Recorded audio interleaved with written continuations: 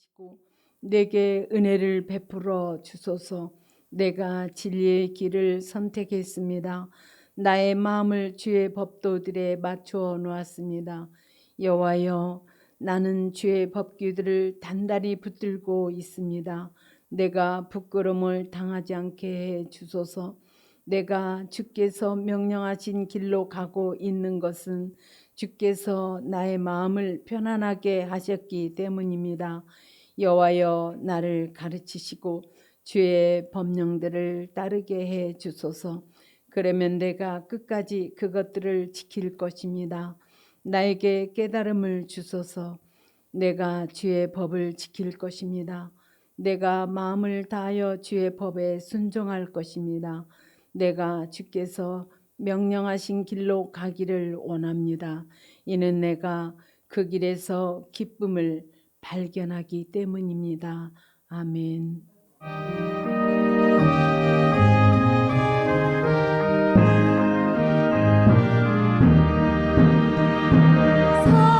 사랑의 하나님, 이곳에 계시니 주 영광이 성전에 가득히 넘치네.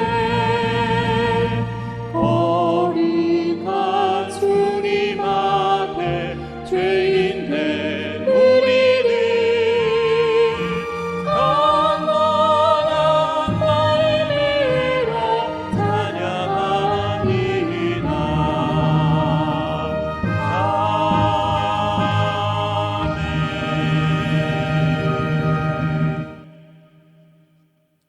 캐나다 연합교회 새신조로 우리의 신앙을 고백하겠습니다. 우리는 홀로가 아닙니다. 하나님의 세계에서 삽니다. 우리는 하나님을 믿습니다. 만물을 창조하셨고 지금도 창조하시며 화해시키고 새롭게 하기 위하여 말씀이 몸을 이룬 예수님 안에 오셨으며 우리와 남들 안에서 성령으로 역사하십니다. 우리는 하나님을 신뢰합니다. 우리는 교회를 이루라고 부름받았습니다. 하나님의 임재를 찬양하고 우주 만물을 존중하며 살고 남들을 사랑하며 섬기고 정의를 추구하며 악에 항거하고 십자가형을 당하시고 살아나셔서 우리의 심판자와 희망이 되신 예수님을 선포하라고 부름받았습니다. 삶에서 죽음에서 죽음을 넘는 삶에서 하나님이 우리와 함께 하십니다. 우리는 홀로가 아닙니다. 하나님께 감사드립니다. 아멘.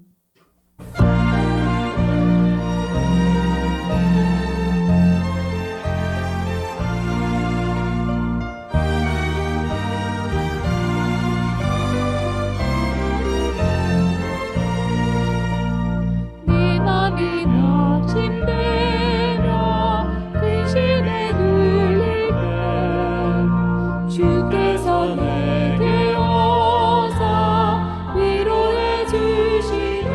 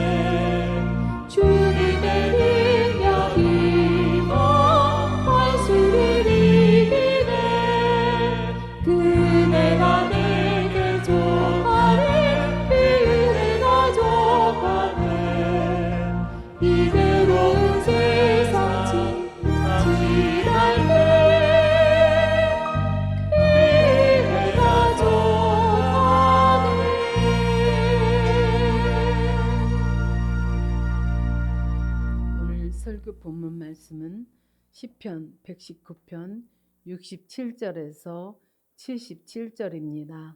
다 함께 자리에서 일어나서 교독해서 읽겠습니다. 고난당한 것이 내게 유익이라. 이로 말미암아 내가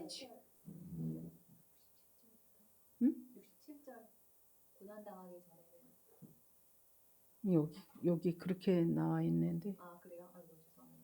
고난당한 것이 내게 유익이라. 이로 말미암아 내가 주의 율례들을 배우게 되었나이다. 주의 입의 법이 내게는 천천 금은보다 좋으니이다. 주의 손이 나를 만들고 세우셨사오니 내가 깨달아 주의 계명들을 배우게 하소서. 주를 경외하는 자들이 나를 보고 기뻐하는 것은 내가 주의 말씀을 바라는 까닭이니이다. 여호와여, 내가 알거니와 주의 심판은 의로우시고 주께서 나를 괴롭게 하심은 성실하심 때문이니이다. 구하오니 주의 종에게 하신 말씀대로 주의 인자하심이 나의 위안이 되게 하시며. 다 함께 읽겠습니다. 주의 긍휼이 여기심이 내게 임하사 내가 살게 하소서. 주의 법은 나의 즐거움이니이다. 아멘.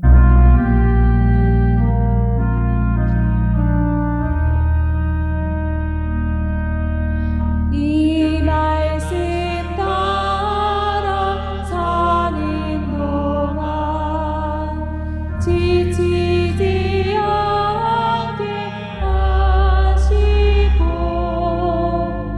이 말씀 따라 사는 동안 주님 나라 이루소서.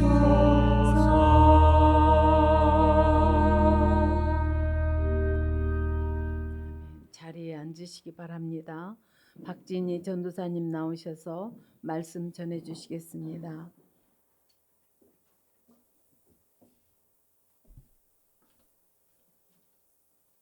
(2015년 2월에) 할머니가 돌아가셨고 4개월 뒤인 6월에 아버지가 돌아가셨거든요. 그러니까 저를 위해서 기도하시던 3명의 중보자 중에 2분이 갑자기 돌아가신 거죠. 그러면서 이제 제가 누리던 모든 것들이 흔들리기 시작했어요. 제가 믿고 아끼던 뭐 오른팔, 왼팔, 오른다리, 왼다리 이런 강사들이 다 학생들 데리고 학원을 떠나면서 그 오랜 세월 동안 했던 그것들이 학원도 오프라인 학원도 한순간에 와르르 무너지는 거예요. 약을 먹지 않으면 잠을 잘 수 없는 상황이었기 때문에 그런 수면 유도제 이런 거를 먹고 잠을 들지만 뭐 깨는 시간은 새벽 2시에 깨서 그다음부터 이제 잠을 못 자니까요. 그때는 뭐 다른 방법이 없었어요. 오른쪽 왼쪽 앞뒤가 다 막혀 있었기 때문에 뭐 바라볼 수 있는 건 위밖에 없었습니다. 그래서 할 수 있는 건 기도밖에 없었고 기도의 힘으로 살아남았죠. 우리가 이제 길을 갈 때도 앞에가 막힐 때가 있잖아요. 그러면 앞이 막혔다고 실은 우리가 운전하다 앞이 막혔다고 울지 않잖아요. 오른쪽 우회전이나 좌회전을 하죠. 인생에서 앞이 막히면 사람들이 울더라고요. 이렇게 앞이 막혔을 때 이제 우회전이나 좌회전해서 새로운 방향으로 나아가는 거를 이제 삶에서 경험하게 됐죠. 근데 그때 이제 인공지능을 대비해야 되고 데이터를 잘 쌓아놔야 되겠다, 잘 구축해놔야겠다는 생각을 이제 아주 적극적으로 하게 됐죠. 고난을 겪지만 결국은 영광도 얻는다는 거죠. 삶에서 뭐가 본질적이고 뭐가 비본질적인 거를 깨닫게 되는 것 같아요. 고난을 통해서.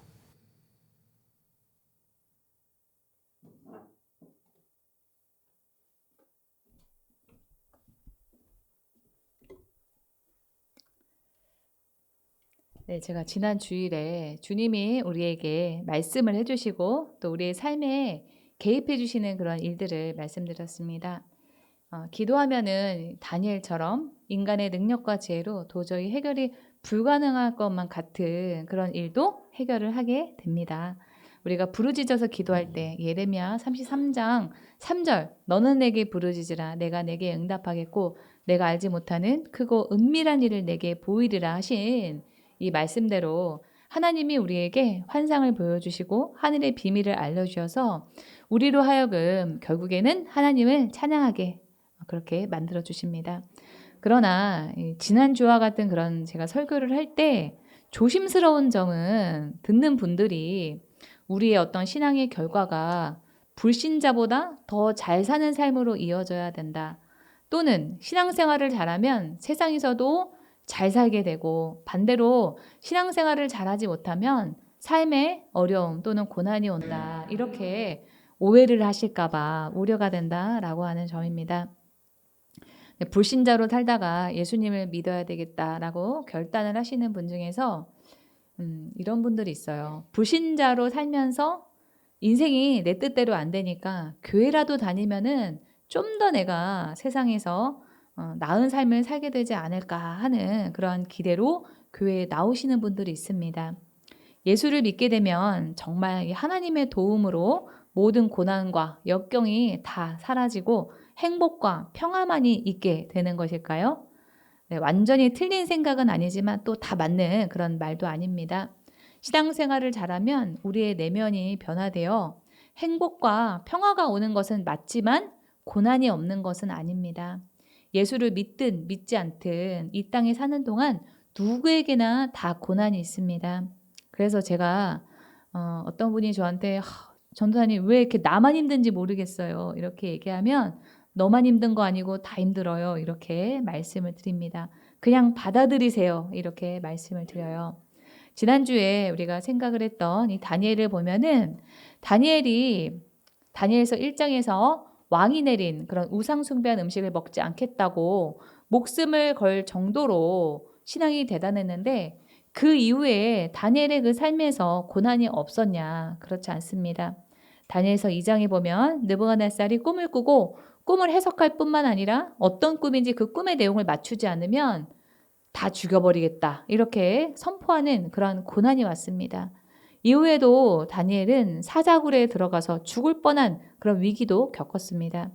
그래서 예수를 믿어도 고난이 있습니다. 이런 고난이 있어요. 다니엘처럼 신앙이 좋아도 고난이 있어요. 이렇게 말씀을 드렸더니 어떤 분이 저에게 물었습니다. 교회를 다녔는데 세상 일이 내 뜻대로 안 되면 내 삶에 어려움이 있다면 내가 교회를 다닐 이유가 있냐? 이렇게 저에게 물으셨습니다. 그분은 이 세상에서의 성공 또는 내 뜻대로 이 세상 일이 되는 데만 인생의 목표를 두고 살기 때문에 예수가 나를 성공하게 해주지 않는다면 또는 이 땅에서 나를 더 잘 살게 만들어주지 않는다면 나는 예수가 필요 없다. 이렇게 하시는 겁니다. 우리가 예수를 믿는 이유는 이 세상을 좀 더 편안하게 잘 살려고 또는 남보다 더 성공하려고 예수를 믿는 게 아닙니다. 우리가 예수님을 믿는 그 이유는 하나님, 예수님이 나의 창조자이시기 때문입니다. 요한복음 1장 2절, 3절은 예수님이 하나님이 이 땅을 창조하시고 사람을 만드실 때 함께 하셨고 우리가 예수님으로 말미암아 창조되었다라고 말하고 있습니다. 요한복음 1장 1절, 2절입니다. 2절, 3절입니다. 그는 태초에 하나님과 함께 계셨다. 모든 것이 그로 말미암아 여기서 그는 예수님입니다. 창조되었으니 그가 없이 창조된 것은 하나도 없다.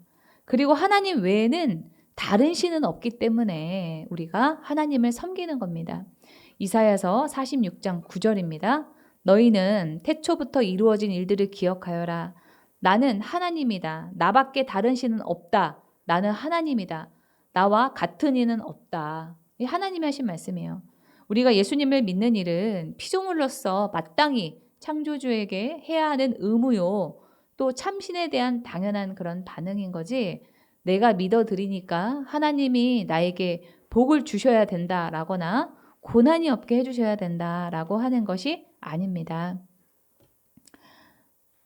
교회를 다니는 것도 여러분 마찬가지입니다. 나는 그 교회에 이게 저게 마음에 들어. 이렇게 해서 여러분 교회를 다니는 게 아니고요. 교회는 배우고 또 내가 헌신하는 그러한 장소입니다. 그래서 여러분들이 교회 난 이거 마음에 안 들고 저게 마음에 안 들고 그래서 여러분 교회를 다니시는 것이 아니고요. 하나님이 있으라고 하는 자리를 지켜야 되기 때문에 교회를 다니시는 겁니다. 다시 우리 말씀으로 돌아와서 우리가 신앙생활을 잘하면 결과적으로 불신자보다 잘 살게 되고 부자가 되고 자녀들은 건강하게 잘 자라고 세상에서 인정받는 그런 존재가 되는 일이 일어나는 것은 하나님이 우리에게 주시는 많은 그런 은혜 가운데 부수적으로 일어나는 그런 어떤 한 일이지 그것이 우리의 삶의 궁극적인 목표나 결과가 아닙니다. 오히려 반대로 신앙생활을 잘 하시는데 불신자보다 더 고통을 겪으시는 그런 분들도 있습니다. 제가 성도님들을 볼 때 제 마음이 어려운 지점이 바로 거기입니다. 저분은 신앙도 좋아, 성품도 좋아, 순종도 잘해. 제가 본받고 싶다 하는 점이 너무나 많은 그런 분인데 건강이 갑자기 안 좋아진다든지 자녀가 또는 하는 일이 그분이 뜻하는 대로 되지 않는 그러한 경우에는 제가 마음이 참 어렵습니다. 우리는 이렇게 그리스도인들의 삶에 일어나는 고난 또는 고통을 어떻게 바라봐야만 할까요? 하나님은 우리를 사랑하신다고 하시면서 왜 우리의 삶에 다가오는 고난과 고통은 막아주시지 않는 것일까요? 성경에서는 우리가 고난을 당하며 고통을 겪는 이유를 보통 한 6가지 정도로 설명을 합니다. 오늘은 시간이 길지가 않기 때문에 일단 6가지 중에서 4가지만 살펴보도록 하겠습니다. 첫 번째는 마귀의 공격으로 인한 고난이 있습니다. 어떤 사람은 자신이 무신론자, 무교라고 하면서 나는 신을 믿지 않아, 나는 종교가 없다라고 해도 뭔가는 믿는 구석이 있는 게 인간의 본성입니다. 어떤 사람이 종교가 없다고 해도 한계적인 상황에서 초자연적인 도움을 구하거나 내면의 공허함을 채우려고 하는 그런 욕구가 있는 것은 인간의 본능, 인간이 가진 종교심을 말해주는 겁니다. 하나님이 성경에서 나는 주다, 나밖에는 다른 이가 없다, 나밖에 다른 신은 없다고 분명히 말씀하셨는데도 어떤 사람이 신앙이 없다, 나는 신이 없다고 생각한다 라고 말하는 것은 마귀가 하나님을 만나지 못하게 하려고 하는 생각을 그 사람에게 심은 것이고 그 생각에 따라서 사니까 하나님을 믿지 않는 사람은 우리가 성경에서 마귀의 종으로 사는 거다 이렇게 말하고 있습니다. 그렇게 마귀의 종으로 마귀의 생각을 쫓아서 살다가 그리스도인이 되겠다고 결단하고 마귀의 원수인 그 하나님의 뜻을 따르기로 결단을 했으니 마귀가 그거를 보고 가만히만 있겠습니까? 그래서 예수님은 우리가 그리스도인으로 이 세상에서 살 때 세상에서 어려움을 받을 것이다 이렇게 말씀하셨습니다. 마태복음 24장 9절입니다. 그때 사람들이 너희를 환난에 넘겨줄 것이며 너희를 죽일 것이다. 또 너희는 내 이름 때문에 모든 민족에게 미움을 받을 것이다. 우리가 예수님의 편으로 마귀와 적대적인 그런 존재가 되기 때문에 때로는 믿지 않거나 우리와 신앙이 다른 사람들과 갈등이 일어나기도 합니다. 누가복음 12장 51, 52절입니다. 너희는 내가 세상에 평화를 주러 온 줄로 생각하느냐? 내가 너희에게 말한다. 그렇지 않다. 도리어 분열을 일으키러 왔다. 이제부터 한 집안에서 5 식구가 서로 갈라져서 셋이 둘에게 맞서고 둘이 셋에게 맞설 것이다. 가족들이 예수님을 믿는 그 신앙 때문에 하나가 되기보다 오히려 맞선다고 하니까 마음이 얼마나 힘들겠습니까? 가족뿐만 아니라 세상에서 만나는 마귀의 종인 그 사람들이 하나님의 편인 예수 믿는 우리들을 배척하는 그러한 일도 그리스도인들의 삶에서 얼마든지 일어날 수 있습니다. 그래서 우리는 마귀에 대한 영적인 그러한 지식을 배워야 하고 마귀가 역사할 때 영의 눈을 열어서 마귀가 지금 어떻게 활동하고 있는 거를 보려고 하셔야만 합니다. 그리고 어떤 귀신이 활동하는구나 이렇게 알았으면은 예를 들어서 이제 어떤 사람이 어두운 생각을 하고 있어요. 그러면 주님, 어두운 생각을 가져다 주는 귀신이 물러가게 해주십시오. 우리는 이렇게 기도하는 게 아니고 예수의 이름으로 명하노니 어두운 생각을 가져다 주는 악한 귀신은 떠나갈지어다 이렇게 명령해서 쫓으면 됩니다. 마귀는 우리가 예수님의 이름으로 쫓으면 나갈 수밖에 없는 그런 존재입니다. 그래서 제가 강의할 때 마귀는 우리한테 무섭게 굴지만 귀신은 무서울 것 같지만 우리가 말하면 듣는 종이 호랑이다 이런 말씀을 자주 드립니다. 어떤 집사님이 직장에서 팀장님이 그러니까 자기 상사가 자기를 너무 괴롭게 한다는 거예요. 자기뿐만 아니라 팀원들을 아주 달달달달 볶는다라고 하셨습니다. 그래서 제가 그분에게 그랬어요. 그 팀장을 잘 견딜 수 있는 지금 그 회사에서의 위기를 잘 견딜 수 있는 그런 힘을 달라고 기도하는 거는 그 기도대로 해야 되고, 또 우리가 뭘 해야 되냐면 대적 기도를 해야 된다. 그 상사 안에서, 그 사람 안에서 역사하고 있는, 그래서 그 사람을 통해서 다른 사람을 괴롭게 하는 그 귀신이, 어떤 귀신이 있는가를 영의 눈을 열어서 보려고 하고, 그 상사를 대할 때마다 그 사람 안에 있는 그 귀신을 대적하려고 하는 그런 대적 기도를 해라. 제가 이런 말씀을 드렸습니다. 마귀가 우리를 공격을 할 때는 어떻게 하는 거라고요? 예수의 이름으로 떠나가라. 이렇게 명령하시면 됩니다. 우리 저를 따라해 볼까요? 예수의 이름으로 명하노니 떠나가라. 그렇죠. 그렇게 하시는 겁니다. 그래서 마귀, 귀신은 우리가 두려워할 것이 절대 아닙니다. 제가 예전에 자는데 딱 한 번 가위에 눌린 적이 있었어요. 네. 제가 이렇게 누워 있는데 제 이렇게 주변을 마귀가 콩콩콩콩, 귀신이 이렇게 콩콩콩콩 뛰어다니더라고요. 그래서 제가 어떻게 할게요? 예수의 이름으로 명하노니 떠나갈지어다. 나를 잠 못 자게 하는 귀신은 떠나가. 그랬더니 갑자기 싹 하고 연기처럼 사라졌습니다. 그렇게 마귀는 예수의 이름으로 명하면 도망가는 존재입니다. 두 번째로 고난이 일어나는 이유는 징계 때문입니다. 이 징계는 우리의 어떤 잘못에 대한 벌이라기보다는 사랑의 회초리와 같은 것입니다. 죄에는 대가가 있습니다. 야고보서 1장 14, 15절입니다. 사람이 시험을 당하는 것은 각각 자기의 욕심에 이끌려서 꿰매 빠지기 때문입니다. 그러니까 우리가 유혹에 넘어간다는 거죠. 욕심이 잉태하면 죄를 낳고 죄가 자라면 죽음을 낳습니다. 우리에게 오는 그 고난은 우리의 죄의 결과일 때가 있습니다. 그러나 여러분들이 오해하지 마셔야 될 것은 고난을 당하는 사람들이 전부 다 죄를 지어서 잘못을 해서 그런 벌을 당하는 것이 아닙니다. 지금의 고난의 이유 우리가 두 번째를 보는 것이니까 다음 주까지 뒤에 4개의 고난의 이유가 더 남아 있습니다. 고난에는 여러 가지 이유가 있기 때문에 죄를 지어서 너의 인생이 어려워졌다. 이렇게 우리가 다른 사람을 볼 때 함부로 판단하고 말해서는 안 됩니다. 판단자는 주님 뿐이시기 때문에 우리가 다른 사람의 죄를 판단하는 것은 월권행위고 교만입니다. 그러나 많은 경우에 죄의 결과 또는 하나님이 우리를 죄에서 돌이키게 하시려고 우리의 삶에 고난이 있을 때가 있습니다. 시편 107편 10절에서 12절입니다. 사람이 어둡고 캄캄한 곳에서 살며 고통과 쇠사슬에 묶이는 것은 그들이 하나님의 말씀을 거역하고 가장 높으신 분의 뜻을 저버렸기 때문이다.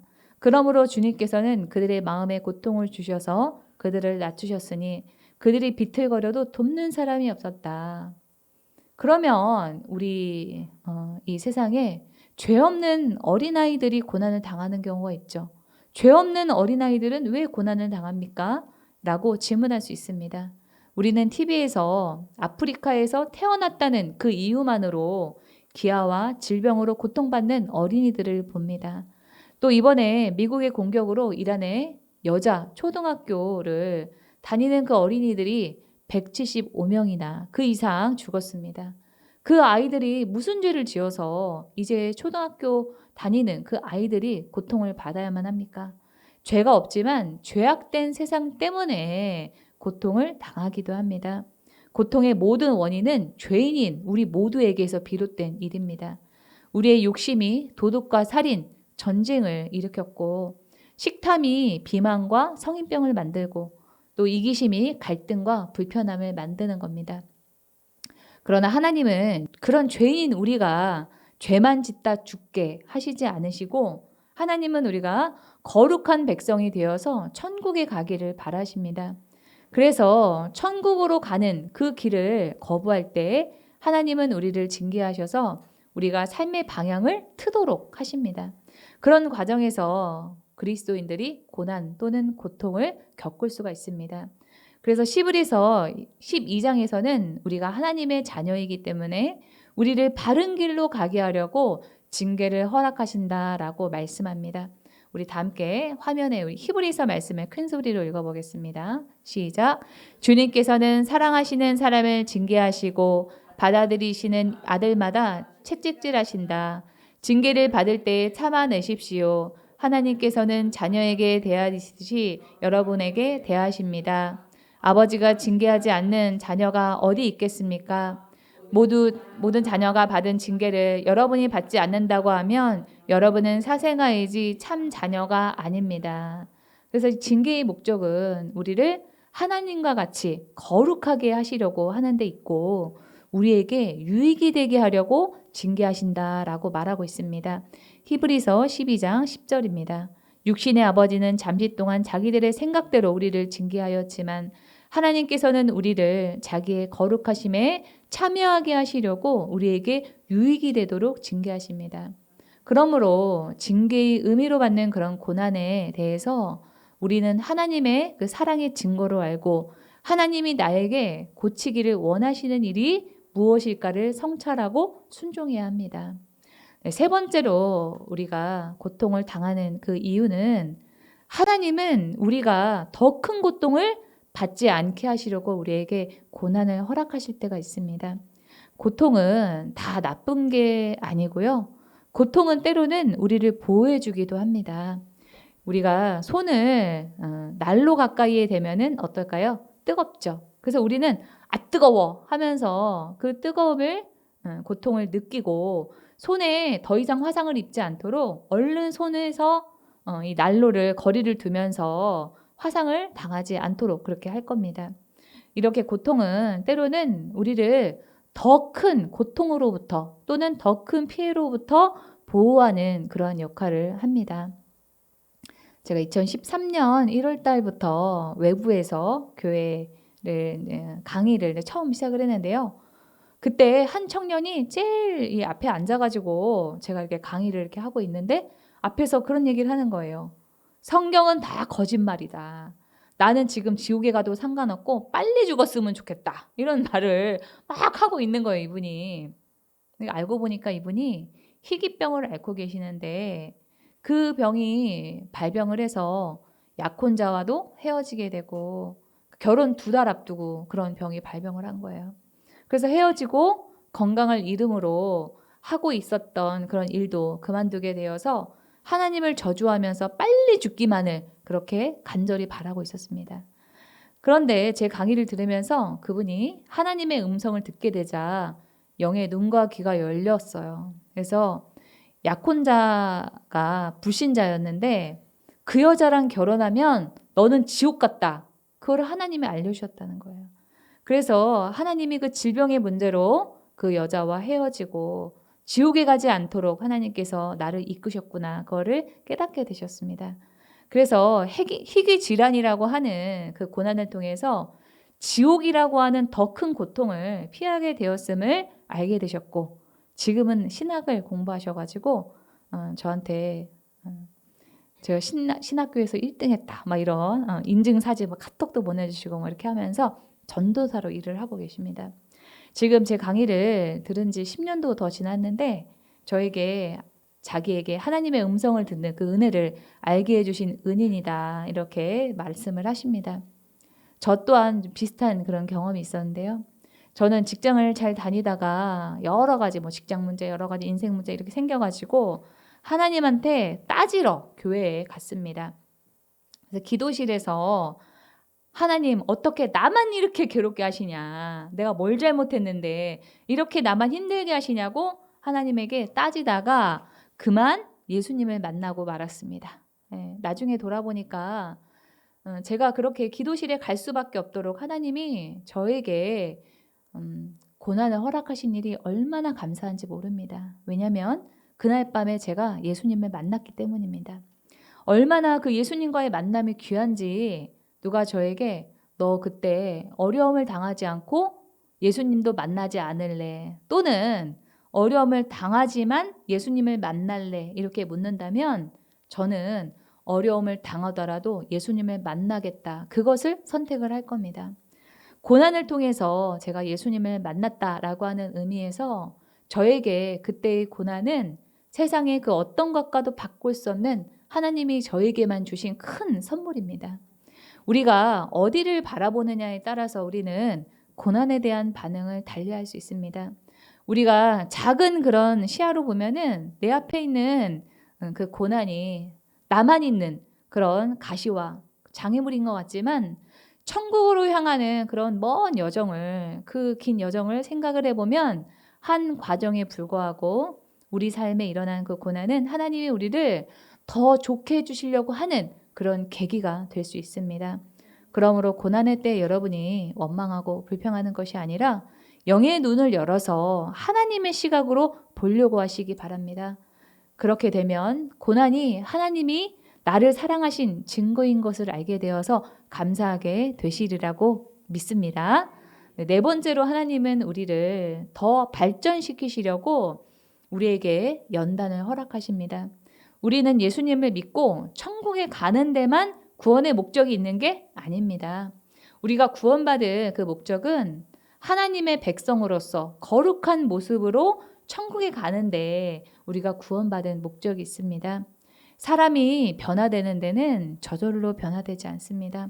어려움이 있어야지만 변화가 됩니다. 거기에 고난이 유용한 도구로 쓰입니다. 사람은 교만하기 때문에 그 사람의 입장이 되어보지 않으면 우리는 짐작을 할 수 없습니다. 제가 옛날에는 저희 아버지가 뭐 왜 이렇게 방구를 자주 끼시나 그런 욕하는 거 아니에요. 네. 방구를 이렇게 자주 끼시나 그런 불만이 있었어요. 근데 제가 이제 이 나이가 되어서 보니까 저희 아버지가 이해가 됩니다. 저도 이제 가끔 조절이 막 안 될 때가 있거든요. 그러면 제가 그래 우리 아버지가 그랬지 이런 생각을 하면서 이해를 합니다. 사람은 이렇게 그 사람의 입장이 되어보지 않으면 알 수가 없습니다. 없어 본 사람이 가난한 사람의 심정을 알게 되고 마음이 상했던 사람이 다른 사람을 위로하고 격려할 수 있게 됩니다. 그래서 어려움을 겪어보지 않은 사람, 고난이 없는 사람은 그만큼 불완전한 사람입니다. 우리는 이 땅에서 행복하고 잘 먹고 잘 살다 오라고 지음을 받은 것이 아니라 훈련 받으라고 이 땅으로 보내심을 받은 겁니다. 우리를 사랑하신 하나님은 우리가 거룩한 백성으로 완전하기를 원하시기 때문에 우리의 삶에는 그 하나님의 기준에 맞는 완성을 향해서 끊임없는 고난이 있을 것입니다. 그런 의미에서 우리의 고난은 하나님의 성실하심 때문이다 라고 시편 119편 75절은 말합니다. 여호와여 내가 알거니와 주의 심판은 의로우시고, 그러니까 하나님이 하시는 모든 일이 심판처럼 우리에게 느껴질 때가 있지만 돌아보고 나니까 그 일이 다 의롭더라 라고 하는 겁니다. 또 주님께서 나를 괴롭게 하심은 성실하심 때문이니이다. 고난은 형벌이 아니라 우리의 부족함이나 미성숙함을 채우고 성장시키기 위한 하나님의 도구입니다. 성실하신 하나님께서 우리의 부족한 부분을 가려내서 그 부족한 것을 채우고 더 완성해 나가도록 하기 위해서 우리의 삶에 고난을 허락하십니다. 하나님의 그 흠이 없다라고 하는 평가를 받던 사람이 한 사람이 있습니다. 누굴까요? 바로 욥기서에 나오는 욥입니다. 그 욥이 욥기서 1장 8절에 보면은 욥에 대해서 하나님이 이렇게 말씀하십니다. 네, 하나님께서 사탄에게 말씀하셨다. 너는 내 종 욥을 잘 살펴보았느냐? 이 세상에는 그 사람만큼 흠이 없고 정직한 사람, 그렇게 하나님을 경외하며 악을 멀리하는 사람은 없다. 그러나 욥은 바로 그 이후에 재산을 잃고 자식이 죽고 발바닥에서 정수리까지 악성 종기가 나서 건강을 잃는 그러한 고통을 당했습니다.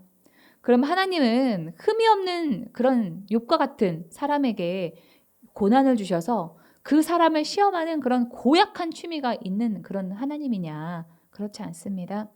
욥도 고난을 통해서 배울 것이 있었습니다. 욥기서에서 욥이 나는 이런 형벌을 받을 만큼 잘못한 일이 없다. 이렇게 욥이 계속 말을 했는데요. 욥기서 마지막에 가면은 욥이 이렇게 고백합니다. 내가 잘 알지도 못하면서 감히 주님의 뜻을 흐려놓으려 한 자가 바로 저입니다. 깨닫지도 못하면서 함부로 말을 하였습니다. 욥이 자신의 그 무지함과 자금에 대해서 몰랐던 점에 대해서 회개하면서 욥기서가 끝납니다. 예수님도 고난을 통해서 배울 게 있었다라고 성경은 말하고 있습니다. 히브리서 5장 8절입니다. 그는 아드님이시지만 고난을 당하심으로써 순종을 배우셨습니다. 예수님조차도 고난을 통해서 배울 것이 있었는데 우리는 배울 게 얼마나 많겠습니까? 우리의 발전을 위해서 우리의 삶에 고난이 있는 것은 당연합니다. 그래서 야고보 사도는 고난의 때에 기쁘게 여기고 완전하고 성숙한 사람이 되라 이렇게 말하고 있습니다. 우리 야고보서 말씀 단계 큰 소리로 읽어보겠습니다. 시작. 나의 형제자매 여러분, 여러 가지 시험을 받을 때에 빠질 때에 그것을 더할 나위 없는 기쁨으로 생각하십시오. 여러분은 믿음의 시련이 인내를 낳는다는 것을 알고 있습니다. 여러분은 인내력을 충분히 발휘하여 조금도 부족함이 없이 완전하고 성숙한 사람이 되십시오. 하나님은 우리가 천국에 들어가기까지 완전하고 성숙한 사람이 되기를 원하셔서 고난을 허락하십니다. 그런 점에서 우리가 확장해서 생각을 해볼 것은 어떤 사람의 고난의 정도는 그 사람의 수준을 말해준다라고 하는 겁니다. 우리가 유치원에 다니는 어린아이한테 대학생 수준에 맞는 그러한 시험을 치르기를 통과하기를 기대하지 않습니다. 마찬가지로 하나님도 우리가 감당하기 어려운 그러한 시험을 허락하지 않으십니다. 하나님은 그 사람의 수준에 맞게 우리의 수준에 맞게 우리에게 고난을 주십니다. 그래서 어떤 사람의 그 고난의 정도가 다른 사람보다 크다면 그 사람이 감당하는 그 그릇, 그 깊이가 남다르다라고 하는 그런 뜻이기 때문에 왜 다른 사람은 이런 어려움이 없는데 나만 이렇게 어렵냐 할 것이 아니라 오히려 그 고난의 깊이가 깊음에 대해서 자랑할 그런 일이다라고 생각을 합니다. 그래서 여러분들이 나만 이렇다, 여러분 이런 생각하지 마시고 하나님께 나의 수준에 맞는, 나의 깊이에 맞는 고난을 주셨다. 이렇게 생각하시기 바랍니다. 오늘 성경이 말하는 고난의 이유 4가지를 살펴봤습니다. 첫 번째로 마귀가 우리를 다 읽으셨죠, 여러분? 당신의 고난이 남들보다 유독 크고 깊습니까? 그것은 당신의 영적 그릇과 부르심의 깊이가 남다르다는 하나님의 인정입니다. 그래서 원망할 일이 아니라 오히려 당신의 영적인 크기를 자랑스러워할 일입니다. 다시 정리해서 오늘 우리가 고난당하는 그 이유, 성경적인 이유 4가지를 살펴봤습니다. 첫 번째로 마귀가 우리를 괴롭게 하는데, 어렵게 하는데 그때는 어떻게 하면 된다고요? 예수님의 이름으로 떠나가라 이렇게 명령하시면 됩니다. 우리 입에 쫙쫙 붙어야 돼요. 그래서 다시 한번 예수님의 이름으로 떠나가라. 다 함께 해볼까요? 시작. 예수님의 이름으로 떠나가라. 이렇게 하시면 됩니다. 두 번째로 고난이 일어나는 이유는 징계인데 이때는 하나님의 그 사랑의 증거로 알고 하나님이 나에게 고치시기를 원하는 일이 무엇일까를 성찰하고 순종하시면 됩니다. 세 번째로 하나님은 우리가 더 큰 고난을 더 큰 고통을 받지 않게 하시려고 고난을 허락하십니다. 그래서 고난의 때에 원망하고 불평하는 것이 아니라 영의 눈을 열어서 하나님의 시각으로 그 고난을 보려고 하고 감사하시면 됩니다. 또 4번째로 하나님은 우리를 더 발전시키려고 고난을 허락하십니다. 하나님은 우리가 거룩한 모습으로 천국에 오기를 원하십니다. 그래서 우리는 이 땅에 있을 때 고난을 통해서 하나님이 원하시는 그 성숙과 완성을 향해서 나아가야만 합니다. 다음 주에 남은 고난의 이유 2가지와 고난의 때에 어떻게 해야 하는지에 대해서 생각을 더 해보도록 하겠습니다. 하나님의 음성을 들으면서 말씀을 마치겠습니다.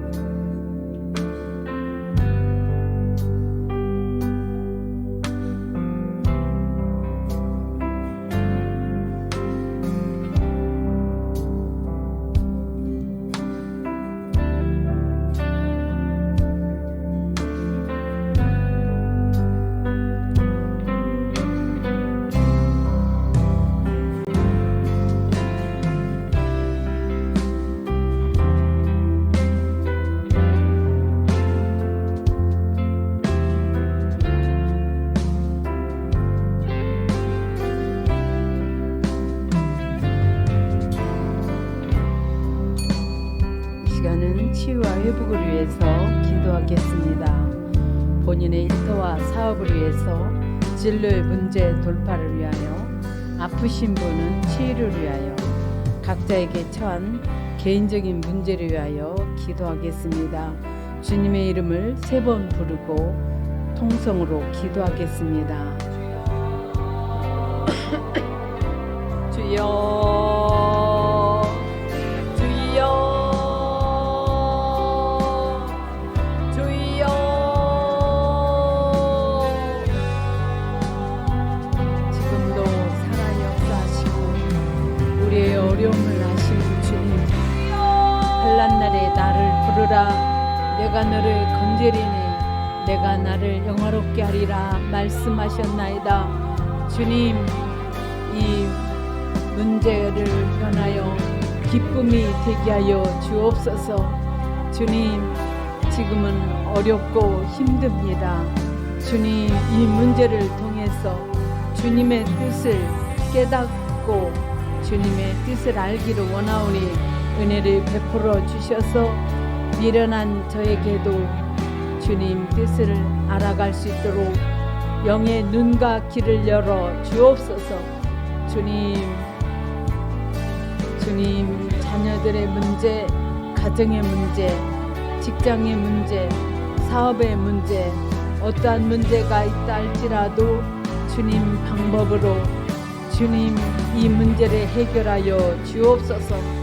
주님, 이 문제를 통하여 주님의 선하신 뜻이 무엇인지를 깨닫게 하시고 더욱더 이 문제가 해결될 때까지 기도할 수 있는 인내의 힘을 주옵소서. 주님, 저희들에게 새 힘을 부어주셔서 이 문제를 기도로 이길 수 있도록 은혜 베풀어 주시옵소서. 예수 이름으로 기도하옵나이다. 아멘. 기도를 정리하시고요. 제가 기도하겠습니다. 질병의 치유를 위해서 기도하시는 분은 환부에 손을 얹고 기도하시고, 지혜를 받기 원하시는 분은 머리에 손을 얹고 함께 기도하고요. 마음이 상하신 분은 가슴에 손을 얹고 함께 기도합니다.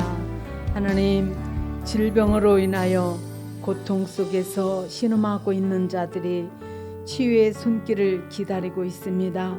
예수님은 공생애 동안에 병들어 당신께 온 어떤 사람이라도 등을 돌리지 않았습니다. 우리의 몸에 치유를 필요로 하는 곳을 주님이 만져 주시옵소서. 예수 이름으로 명하니 질병 세력은 제거될지어다. 병을 일으키는 병만은 분리돼 떠나 갈지어다. 통증은 사라지고 염증은 줄어들고 없어질지어다. 예수 이름으로 명하노니 망가진 장기는 새로워지고 새 장기로 바뀌게 될지어다. 온몸에 회복이 일어날지어다. 이 시간에 치유의 기적을 경험케 하여 주옵소서. 우리 성도님들이 주님이 주신 새 힘으로 일어나게 하여 주시옵소서. 우리 성도님들이 주님의 말씀에 순종할 때 하는 일이 형통하게 역사해 주시옵소서. 성령님, 지금 이 시간 이곳에 임하사 우리를 사로잡아 주시옵소서. 형통케 하시는 성령의 기름을 부어 주옵소서. 우리 성도님들이 하는 일에 실수와 사고가 없게 하시고 악한 세력의 위협에서 건져 주시옵소서. 우리 성도님들의 사업의 문제 해결의 문을 열어주시고 진로를 인도하여 주시옵소서. 하는 일을 도울 사람들을 붙이시고 참신한 아이디어가 넘치게 하여 주시옵소서. 그러나 주님, 우리가 하는 세상의 일이 삶의 전부이자 목표가 되지 않기를 원합니다. 우리 자신이 원하는 것이 아닌 하나님이 우리에게 원하시는 것을 끊임없이 묻게 하시고, 우리가 하나님 나라의 백성이라는 정체성과 추구해야 할 가치, 참된 소망을 기억하는 일을 멈추지 않게 하여 주시옵소서. 때로는 생각지 못한 역경과 고비가 우리 인생에 닥쳐와 우리를 힘들게 하고 고통스럽게 합니다. 지치고 상한 영혼들을 위로하여 주시고 무너진 마음을 다시 세워 주시옵소서.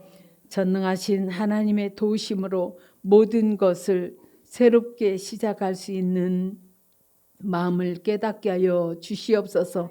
어떤 어려운 상황에서도 주님이 우리를 붙드시고 회복의 기적이 일어난다는 사실을 기억하며 소망을 가지고 사는 우리 성도들이 다 되게 하여 주시옵소서. 이란에 새로 일어난 전쟁이 길어지지 않게 하시고 전쟁으로 인한 부정적인 여파가 최소화되게 하여 주옵소서.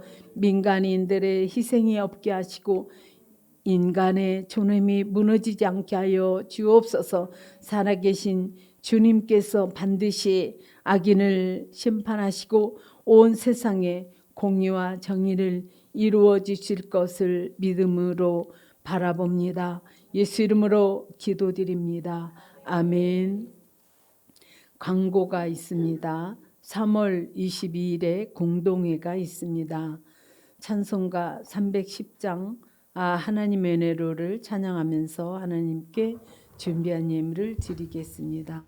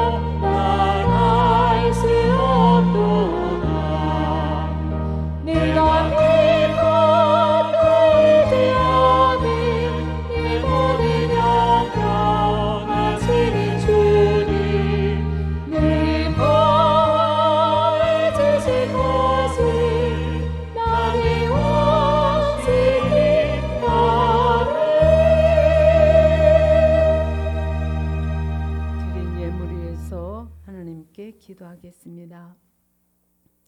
하나님 아버지, 고난의 때에 우리가 하나님의 눈으로 고난을 바라보기를 원합니다. 고난의 때에 원망하고 불평하는 것이 아니라 고난 속에서도 하나님의 사랑을 발견하게 하시어 더욱 하나님과의 동행을 사모하게 하여 주시옵소서. 우리를 하나님의 거룩한 백성으로 온전케 하시려고 고난을 허락하셨음을 알게 하여 주시옵소서. 그리하여 고난이 온전함을 향하여 발전하는 계기가 되기를 원합니다. 모든 온전한 선물은 주님으로부터 오는 것임을 알고 있습니다. 주님께서 주신 은혜에 감사하여 예물을 드립니다.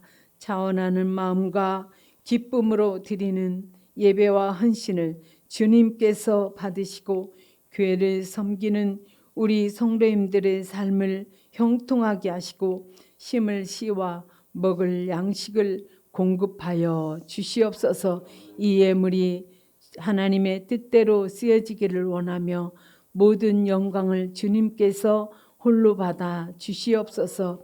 우리의 소망 되시는 예수님의 이름으로 기도드립니다. 아멘.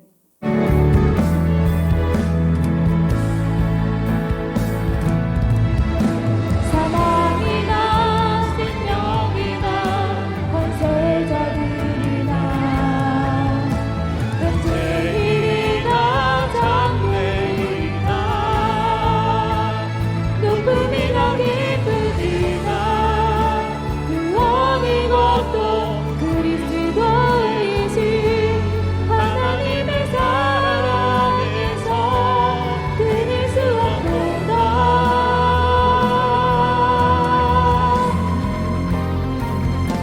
우리를 사랑하시니 그로 말미암아 우리가 높이 이기느니라. 우리를 사랑하시니 그로 말미암아 우리가 높이 이기느니라. 우리를 사랑하시니 그로 말미암아 우리가 높이 이기느니라.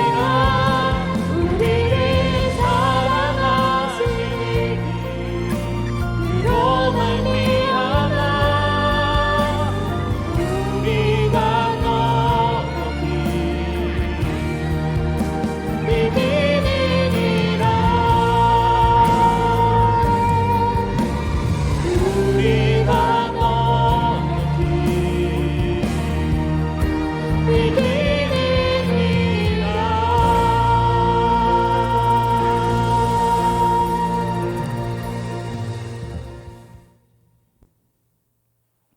소망의 하나님이 모든 기쁨과 평강을 믿음 안에서 너희에게 충만하게 하사 성령의 능력으로 소망이 넘치게 하시기를 원하노라. 우리 주 예수 그리스도의 은혜와 하나님 아버지의 지극하신 은혜와 성령의 내주 역사하심이 이제로부터 영원토록 함께할지어다. 아멘. 내가 늘 의지하는 예수, 나의 상처 입으신 명을 불쌍한